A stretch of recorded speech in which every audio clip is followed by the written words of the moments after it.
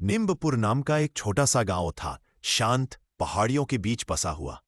इस गांव में एक 13 साल का लड़का रहता था, आरव। आरव बहुत सीधा, ईमानदार और दिल से अच्छा था, लेकिन एक बात उसकी जिंदगी को मुश्किल बनाए हुए थी। उसका किसी से घनिष्ठ दोस्त नहीं था। वो थोड़ा अलग, चुप चुप रहने वाला लड़का था। गांव वाले उसे समझ नहीं पाते थे, क्योंकि आरव हमेशा रात में आसमान निहारता रहता था। उसकी दादी अक्सर कहती, बेटा तू ये तारे चांद को क्या घूरे जाता है। और आरव बस मुस्कुराकर कह देता, दादी ऐसा लगता है जैसे कोई मुझे ऊपर से बुला रहा हो। आरव को रातें पसंद थीं। अंधेरे में चमकती रोशनी उसे किसी जादू की तरह आकर्षित करती थी। लेकिन एक दिन उसे पता चला कि वो जादू हकीकत में मौजूद है। गांव के उत्तर दिशा में एक प्राचीन झील थी, चांदनी झील, जिसके बारे में लोग कहते थे कि वो चांद की रोशनी में चमक उठती है। लेकिन किसी ने कभी उसे करीब से नहीं देखा था, क्योंकि गांव वालों और वह सच्चाई जानना चाहता था। एक रात जब आसमान में पूरा चांद चमक रहा था, आरव चुपचाप घर से निकल गया। जंगल की पगडंडी पर चलते हुए वह उस झील तक पहुंचा, पर वहां पहुंचकर जो उसने देखा उस पर यकीन करना मुश्किल था। झील चांद की रोशनी में हल्की नीली चमक रही थी।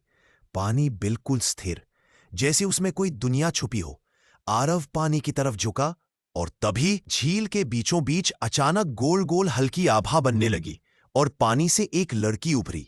सफेद चमकदार कपड़े, नीले बाल और आंखें जो सितारों की तरह झिलमिलाती थी। वह हवा में तैर रही थी।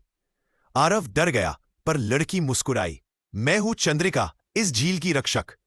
आरव के मुंह से शब्द नहीं निकले। चंद्रिका बोली, तुम वो पहले इंसान हो जो मेरे बुलावे पर आया है। आरव, क्या तुम मुझे बुला रही थी? चंद्रिका, हां, इस झील पर एक बड़ा खतरा आने वाला है, और सिर्फ तुम उसे रोक सकते हो। आरव, मैं तो बस एक साधारण बच्चा हूं। चंद्रिका मुस्कुराई, साधारण बच्चे ही सबसे बड़ा बदलाव लाते हैं। उस रात चंद्रिका ने आरव को बताया कि एक पुरानी भविष्यवाणी कहती है, जिस दिन चांद अपने काले साए में बंध जाएगा, चांदनी झील सूखने लगेगी, और उसके साथ ही दुनिया से दया और करुणा भी। और वो दिन बस 2 रात बाद आने वाला था। अगर झील सूख गई तो दुनिया की ऊर्जा असंतुलित हो जाएगी। मानव स्वभाव में क्रोध, हिंसा और नफरत बढ़ जाएगी। जंगल, जानवर, हवा सब कमजोर हो जाएंगे। आरव ने पूछा, तो मुझे क्या करना होगा? चंद्रिका ने कहा, तुम्हें इस झील के नीचे बने नील प्रकाश मंदिर को जगाना होगा। लेकिन उस मंदिर तक पहुंचने के लिए तुम्हें 3 परीक्षाओं से गुजरना होगा। आरव, मैं तैयार हूं। और वो रात उसकी असली यात्रा की शुरुआत थी। चंद्रिका ने झील के बीच में हल्की सी रोशनी डाली। वहां एक छोटा सा दरवाजा दिखाई दिया, जैसे पानी के नीचे कोई गुफा हो। आरव अंदर गया। गुफा पूरी तरह अंधेरी, सिर्फ दूर हल्की नीली चमक।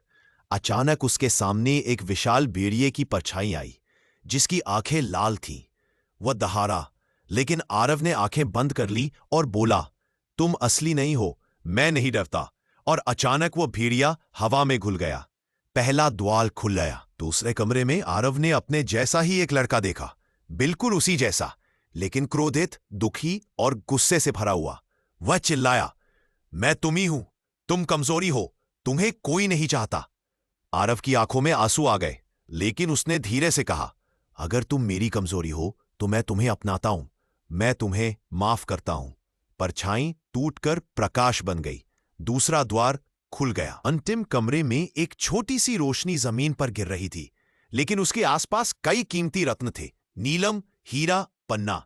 एक आवाज आई, जिसे तुम्हें बचाना है उसकी शक्ति इन रत्नों में है, एक चुनो। आरव ने चारों ओर देखा। रत्न चमक रहे थे, पर किसी में उसे सच्चाई नहीं दिखी। उसने नजर झील की हल्की सी पानी की बूंद पर डाली, जो एक छोटे क्रिस्टल की तरह चमक रही थी। वह झुका और उसने वह बूंद उठा ली। आवाज आई, तुमने सही चुना, क्योंकि दुनिया की असली शक्ति चमक में नहीं, शुद्धता में होती है। द्वार खुल गया और सामने था नील प्रकाश मंदिर। मंदिर के बीच एक पत्थर का स्तंभ था, उस पर चांद का चिन्ह।